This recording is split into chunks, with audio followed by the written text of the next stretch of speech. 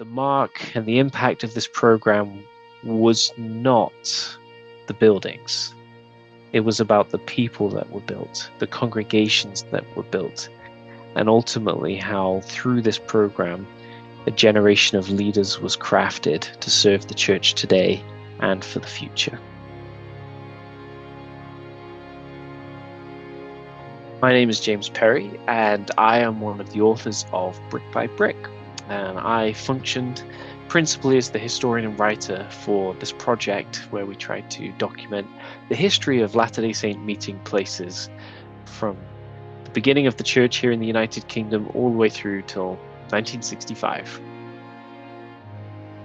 The book's purpose is to make sure that the sacrifices of members and missionaries, including the teenage building missionaries in the 1960s, was not lost. There's so many members of the church today who enjoy the opportunity of meeting in comfortable buildings with temperature-controlled environments and able to enjoy comfortable seats and nice pulpits, but that wasn't always the case. And so the idea behind this book is that as we understand the history of our meeting places and see where we have come from and what we enjoy today, that we will therefore better appreciate it and also recognize and see the hand of the Lord in this work. Well, this book could be read by anybody who has an interest in understanding how men and women make sacrifices and how they find novel ways of building up the kingdom of God here on earth. I think fundamentally the most interesting thing about this book is that teenage boys and girls, some of whom had just joined the church, were asked to do monumental things. And for me, seeing that individuals would make that sacrifice to leave their home and to go and build or to administer or to oversee these construction efforts is really inspiring. I want readers who take this book, to read its pages, and then to go to the chapel that they meet in and to clean it and to recognize how grateful we should be for the facilities that we have today. I also want them to know that behind everything that we enjoy in the church, the buildings, the programs, our temples, all of that is made possible because of the people that have gone before us. And the interesting thing is this is a story that took place across the world in different locations. This book tells one flavor of the experience, the British experience, but it's much the same the world round.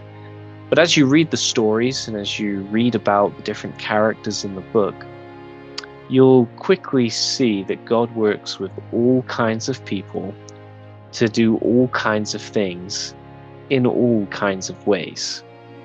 And so when we think of the days of miracles and of tremendous, exciting things happening, we can see that it's still going on. The timing of certain events, the changes that are brought about in individuals' lives, all show the power that serving others can bring about. Many of these teenagers came from interesting backgrounds. Some from a form of poverty, others from hardships.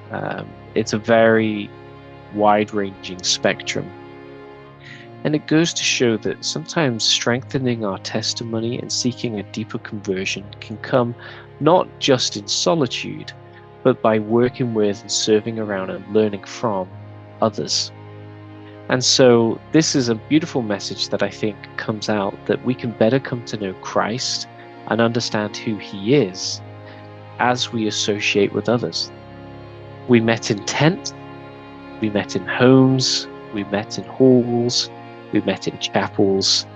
The history of where we meet and where we interface with God is something that should be important to all of us.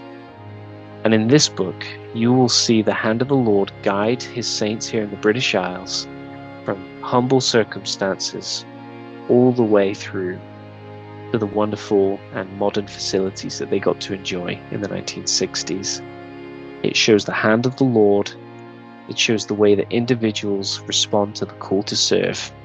and it will help anybody to strengthen their faith and understand the faith better.